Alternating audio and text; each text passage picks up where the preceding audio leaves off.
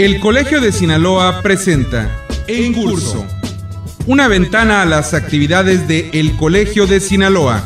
Trabajo, arte, ciencia, investigación, expresión. En Curso. Comenzamos.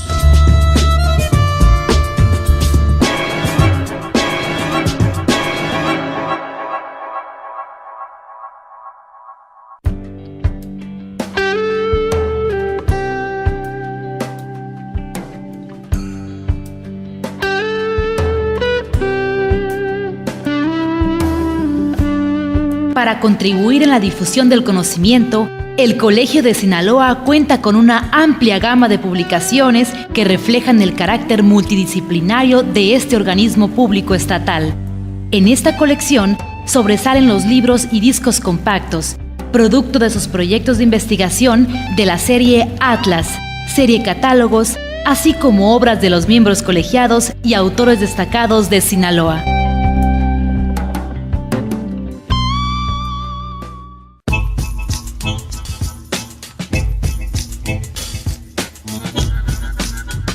Hola, ¿qué tal, amigos radioescuchas? Bienvenidos una vez más a En Curso, el programa de El Colegio de Sinaloa. En esta emisión vamos a platicar con el doctor César Burgos Dávila, profesor investigador de la Facultad de Psicología de la Universidad Autónoma de Sinaloa, adscrito al Cuerpo Académico Subjetividades, Procesos Psicosociales y Comportamiento Humano, y también al Laboratorio de Estudios Psicosociales de la Violencia en Sinaloa de la Facultad de Psicología de nuestra universidad.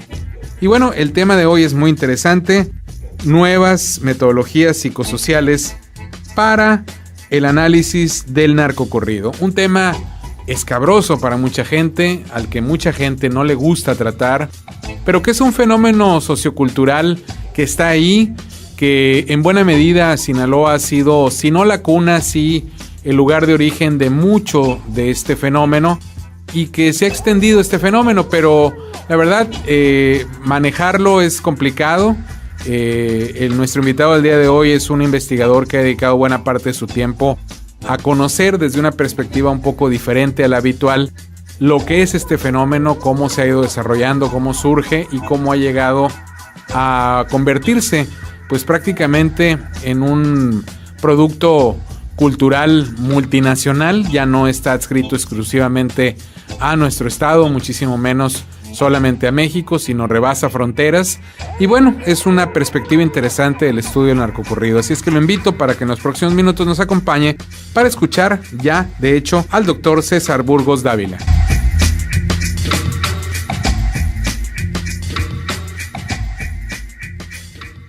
Le damos la más cordial bienvenida al programa En Curso, el programa de El Colegio de Sinaloa, al doctor César Burgos Dávila, quien el día de hoy nos acompaña para platicar, entre otras cosas, de nuevas metodologías psicosociales para analizar el narcocorrido. Un tema que parece común.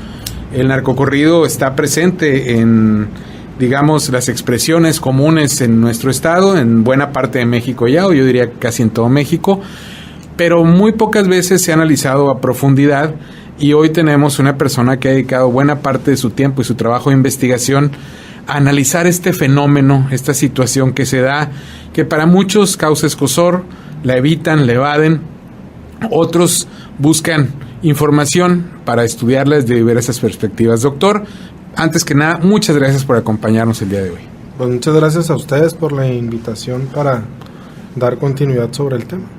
Pues yo quisiera que nos platicara cómo llega usted a esta investigación, por qué surge la inquietud de ir por aquí, siendo un tema que lo platicábamos brevemente antes de la entrevista, a mucha gente le causa problema. De repente quisieran mejor ignorarlo, como si no existiera y como si esa fuera no la solución, pero sí la mejor manera de tratarlo. ¿Cómo llega usted en sus investigaciones, como investigador profesional que es de una universidad, a esta investigación? Bueno, el interés por el tema hacia el narcocorrido surge hace aproximadamente 10 años, cuando estaba construyendo un proyecto de tesis para mi grado de doctor.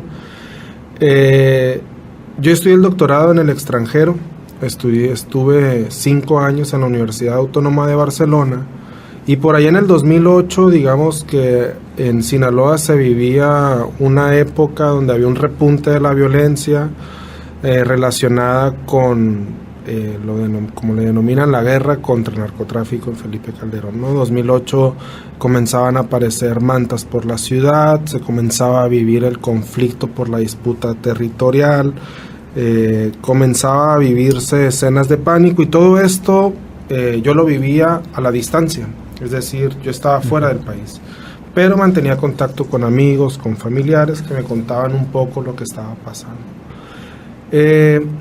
Tuve oportunidad de venir en una ocasión de vacaciones, y para mí me resultaba un poco extraño, o me llamaba mucho la atención, cómo en el discurso cotidiano aparecía justamente lo que tú mencionas hace un momento, ese rechazo, ese distanciamiento, esa negación de lo que pasa, pero por otra parte en la vida del ocio y del entretenimiento estaban expresiones culturales que uno encontraba en todos lados, y me refiero a los narcocorridos. Es decir, cuando de joven nos reunimos a pistear o a beber alcohol con nuestros amigos, pues en una punto de la noche aparece la música, si estás en una fiesta con algún karaoke por ahí, pues no falta quien te diga, ahora sí vamos a poner ambiente en la fiesta, y que te pongan las canciones de Chalino. Entonces me empecé a dar cuenta que la música, esa música específicamente, estaba muy presente en la vida cotidiana, y lo que yo me estaba preguntando en aquellos años, yo me preguntaba era, ¿cómo está este contraste? ¿Por qué existe, por una parte, digamos, este posicionamiento de rechazo, de distanciamiento con la violencia, pero en la parte de la recreación aparece esta música? Entonces yo me hacía preguntas muy simples, ¿no? Como por ejemplo, ¿qué nos dice esta música de nuestra cultura? ¿Qué significa esta música para nosotros? ¿Por qué esta música es tan relevante en nuestro contexto?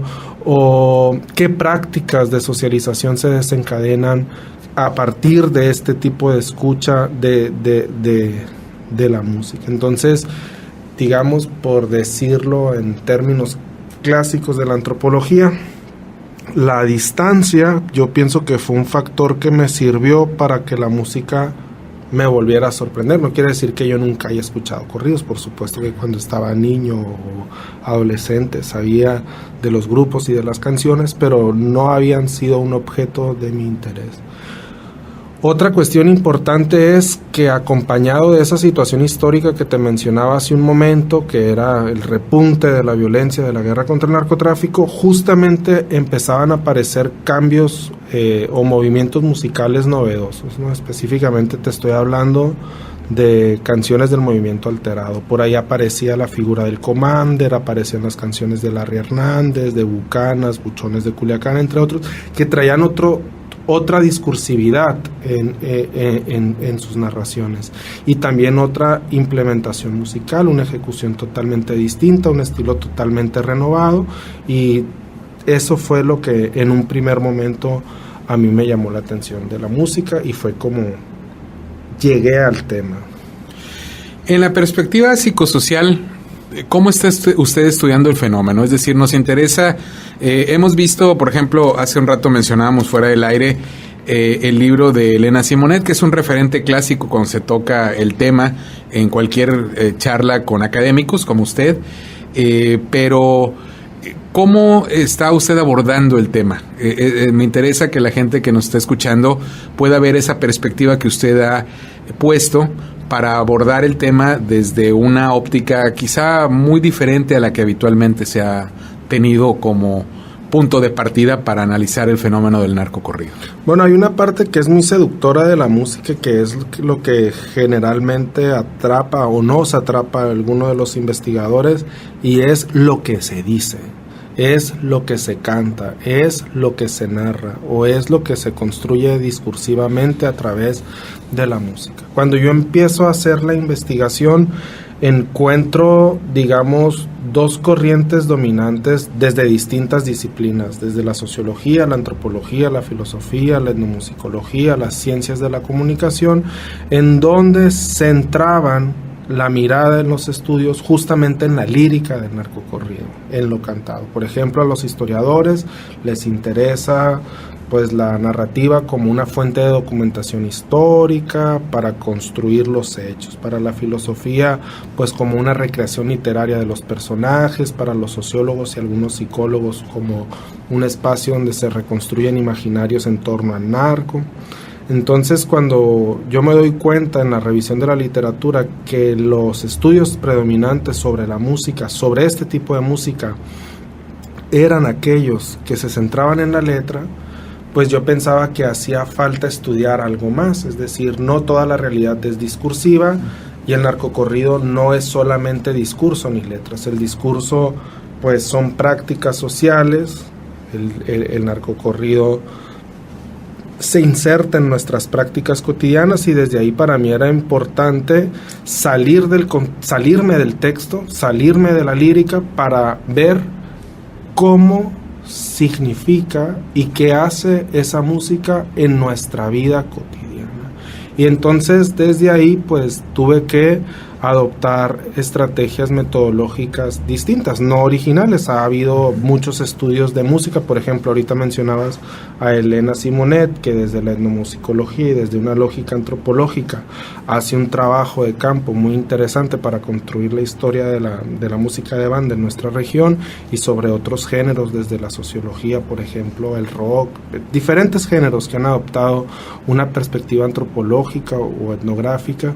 Pues para mí era necesario, en este caso, en el estudio de los narcocorridos, abrirme por esa brecha, ¿no? Salirme a los espacios a realizar observaciones, empezar a hacer registros de entrevista con los actores implicados en la música, por ejemplo, atender los procesos de producción, de creación musical, de difusión de la música, estar con compositores, estar con intérpretes, estar con personas que se dedican a la organización de eventos y por otra parte estar con los aficionados de la música, es decir, tener la oportunidad de entender el sentido de la música desde la escucha activa, es decir, no solamente desde lo que dice la letra, sino de lo que dicen en este caso los jóvenes sobre lo que ellos escuchan, sobre cómo describen sus prácticas.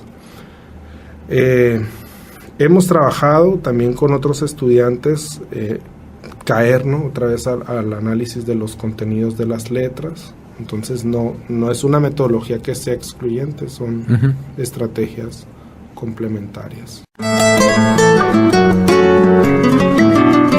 El Colegio de Sinaloa presenta una cápsula de ciencia, el huitlacoche. Los hongos han sido apreciados en muchas culturas como parte de su dieta alimenticia, principalmente en el suroeste de Asia, Europa y Mesoamérica. Contienen poco sodio, grasa y colesterol, así como buenas cantidades de minerales y proteínas. En México existen unas 200 especies comestibles, entre ellos el champiñón y las setas. Uno de los hongos que más se consume en el país es el huitlacoche. Este se conforma por las agallas que se producen en la mazorca del maíz por la acción del hongo Ustilago meidis y es considerada una exquisitez culinaria que se prepara de diversas formas, siendo las quesadillas la más común. La popularidad del huitlacoche ha rebasado las fronteras de México. Desde hace años se introdujo en Estados Unidos, donde se le llama caviar azteca. Este programa es apoyado por el Consejo Nacional de Ciencia y Tecnología.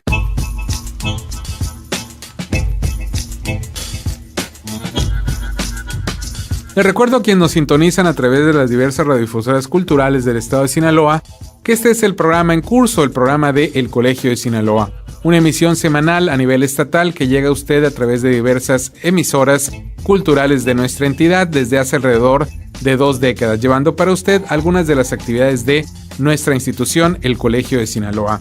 En esta oportunidad estamos platicando de nuevas metodologías psicosociales para el análisis del narcocorrido con el doctor César Burgos Dávila, profesor investigador de la Facultad de Psicología de la Universidad Autónoma de Sinaloa.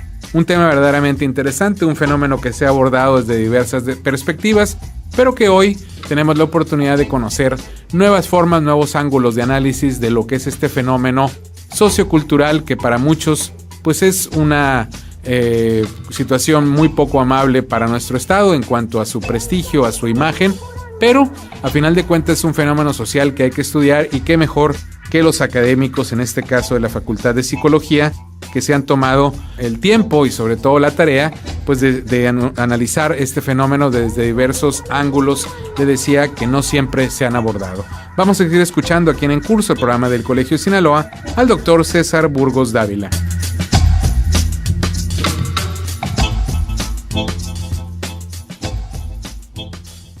¿Y cuáles han sido, si no las conclusiones, porque entiendo que todavía hay un proceso largo que seguir en ese sentido de la investigación, cuáles han sido, digamos, los registros que más han llamado la atención de toda esta forma de analizar el narcocorrido en las perspectivas de todos estos públicos posibles o personajes involucrados posibles, desde el público escucha, así como los promotores, los mismos músicos que usted ha abordado? ¿Cuáles son las cosas que podríamos destacar hasta el momento que pueda compartirnos? Pues que más llamen la atención o que mayor controversia desaten. Hay una parte de la investigación que recientemente se acaba de mandar a publicación, es el análisis de la controversia de la censura. Okay. Entonces, digamos que poner sobre la mesa el cómo se construye la censura narcocorrido, quiénes son los actores implicados en la censura, cómo justifican sus posiciones de censura, narrar el cómo la censura ha ido evolucionando. Yo pienso que es un tema que llama la atención, ¿no? Y en este caso, pues te podría decir que a manera de conclusión, y yo sostengo que la censura es una condición favorable para los diversos actores implicados en la controversia. Con esto no quiero decir que sea propositiva o que sea bueno que se censura, pero la condición de censura permite, por ejemplo, que los actores políticos legitimen su práctica y desde un discurso demagógico nos hagan creer que, por ejemplo, están haciendo algo por nosotros, ¿no? Que nos están cuidando del mal, que están haciendo políticas culturales a favor de la sociedad, que, por ejemplo, es muy interesante ver cómo a partir del sexenio de Felipe Calderón la censura pasa de ser una estrategia preventiva a ser una estrategia punitiva y de persecución, de estigmatización directa de las expresiones musicales y de los actores implicados. Entonces, por otra parte, tienes a la industria musical, ¿no? El decir, ok, ustedes están estableciendo ciertas políticas de censura, pero nosotros vamos a subvertir, vamos a hiperbolizar este estigma que usted está construyendo como actor político sobre mi expresión musical. Entonces, tienes un disco histórico, por ejemplo, de los Tigres del Norte, que se llama Corridos Prohibidos, que convierte el estigma en una estrategia de mercadotecnia para convertirla en un emblema. Y esto es algo que tú puedes encontrar en distintas producciones musicales cuando escuchas que se reapropian la industria y los músicos de aquella categoría que lo que busca es minimizar o estigmatizar, ¿no? Y por otra parte tienes a los aficionados, que las políticas de censura pues no los alcanzas, porque cuando la ley quiere llegarles, por ejemplo, por la radio, por la televisión, por la prensa, incluso más recientemente por la cancelación de espectáculos en vivos, por condicionar a los músicos para que paguen, por ejemplo, y que si en caso de que cantaran un corrido les van a poner una multa, pues los jóvenes tienen a su alcance otros canales donde la censura no les llega.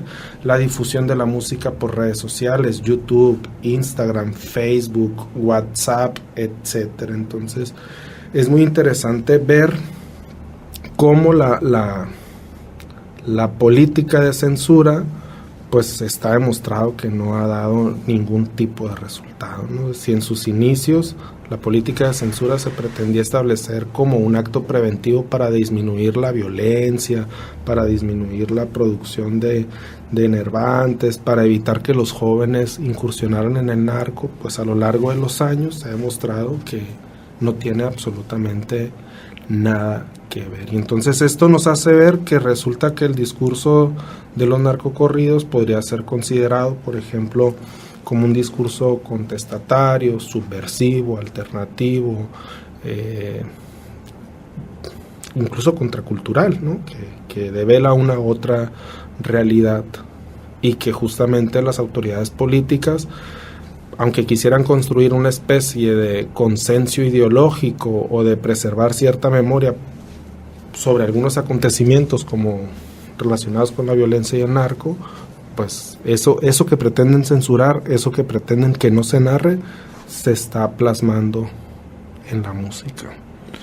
Doctor Burgos Dávila, se habla de que el fenómeno ya no es exclusivo hace mucho tiempo de ciertas zonas del país, ¿no? Se hablaba específicamente de Sinaloa, algunas regiones del norte del país. Ya podemos hablar de que el fenómeno del narcocorrido se extendió prácticamente por todo el territorio mexicano, incluso por lugares como podría ser las zonas habitadas por una buena cantidad de mexicanos o descendientes de tales en lugares como Estados Unidos, quizá en Centroamérica. ¿Cuál es la perspectiva que usted tiene como estudioso del fenómeno de esto que le comento? Bueno, en el año 2014-2015 tuve oportunidad de realizar una estancia postdoctoral en la zona norte de California. Y justamente ahí, dando la continuidad a la investigación, lo que me planteaba era pensar la música desde una lógica transnacional, es decir, pensar esta expresión musical como algo que no se delimita a barreras geográficas específicas, a condiciones culturales específicas, sino, como mencionabas hace un momento, se ha dispersado en distintas regiones del país. Tú te puedes encontrar en la parte alta de Chiapas, por ejemplo, y que los jóvenes estén escuchando narcocorridos. Hay un académico, Juan Carlos Ramírez Pimienta, que explica cómo estas expresiones musicales han llegado a Oaxaca, por ejemplo, o hay investigadores que están trabajando el tema en Michoacán, en Mexicali, en Ciudad Juárez, en distintas partes del país. El asunto de las fronteras, o pensarlo desde una lógica transnacional, desde mi punto de vista, se pueden tomar distintas condiciones en cuenta. Primero, los flujos migratorios, como tú lo mencionabas hace un momento, ¿no? En donde hay un asentamiento de población mexicana. Por ejemplo, pensemos en la ciudad de Los Ángeles, que junto con Culiacán ahorita forma una parte importante de la producción de narcocorridos a nivel mundial. Esto quiere decir que el narcocorrido no se está produciendo exclusiva y únicamente en Culiacán, sino que de unos años para acá se está produciendo en el otro México, o en un México que está del otro lado de la frontera. Otra condición importante es la presencia del narcotráfico, o sea, cumple con las mismas características que te acabo de mencionar antes. En diferentes partes de la frontera, pues hay presencia de cárteles o de grupos delictivos asociados en este caso, al cártel de Sinaloa. Y yo no me atrevería a sostener que es en todo Estados Unidos, pero sí en algunas regiones esta expresión es una expresión importante de mexicanidad, ¿no? Y hacia el sur, pues tienes, por ejemplo, ahorita que está aquí Julián, tienes Colombia, tienes Centroamérica, donde la música está siendo presente. Aquí hay un asunto que en ocasiones incomoda y donde podemos estar en desacuerdo, pero hay académicos que sostienen que existe una especie de desplazamiento gradual del imaginario de lo mexicano. No quiere decir que la figura del mariachi u otras figuras culturales tradicionales de México vayan a pasar al olvido, pero tenemos que reconocer que la presencia del narco como producto mediático y vendible está ganando mucho espacio. Entonces te encuentras series, te encuentras novelas, te encuentras notas de prensa, te encuentras música, porque es la música, o es más bien un tipo de música que nos está representando en el mundo. Y por último, otro punto respecto al transnacionalismo, tal vez lo asumo que es por donde estoy parado, es decir, desde Culiacán, el trabajo de campo que he estado haciendo en los últimos años, y también algunas cuestiones que observé, sobre todo en California, es que la acentuación de la narcocultura y la promoción de estas manifestaciones narcoculturales tienen un toque de sinaloense.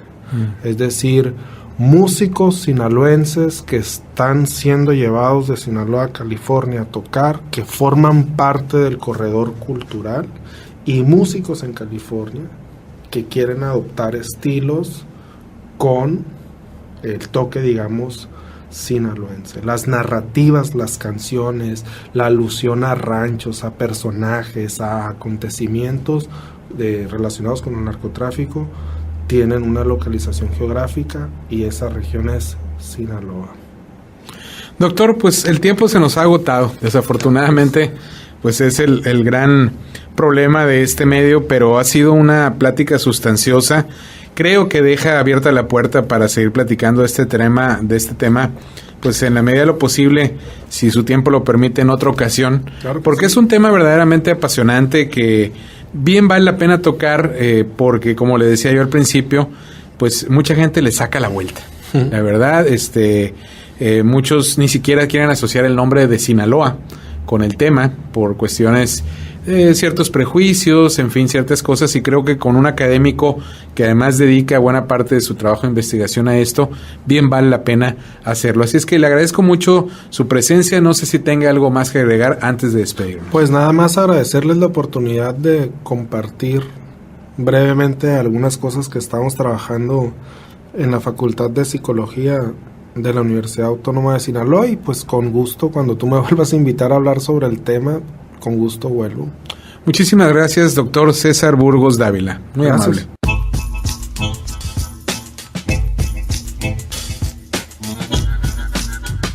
Les recuerdo que nos sintonizan que acabamos de escuchar una entrevista con el doctor César Burgos Dávila, quien es profesor investigador de la Facultad de Psicología de la Universidad Autónoma de Sinaloa, quien nos ha platicado de las nuevas metodologías psicosociales para el análisis del narcocorrido, un verdadero tema de interés para todos. Y bueno, nos vamos a despedir, le agradecemos su atención a este programa, lo invitamos para que siga en compañía de esta emisora, pero también para que nos acompañe en las diversas actividades de El Colegio de Sinaloa.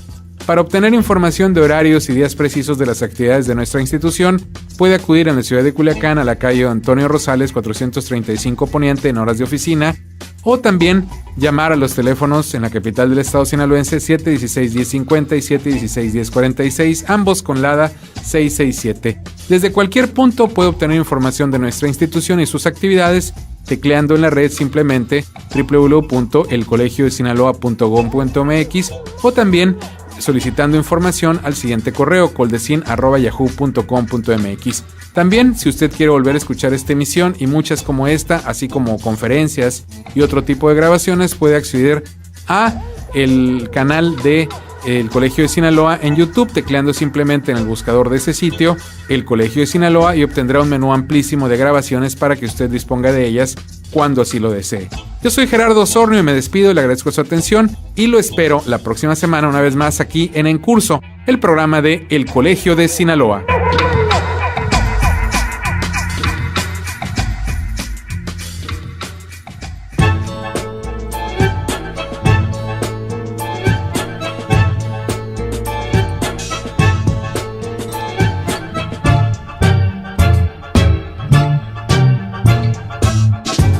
Este fue En Curso, una ventana a las actividades de El Colegio de Sinaloa. La próxima semana, usted tiene una cita a la misma hora en esta misma estación con En Curso, el programa de El Colegio de Sinaloa.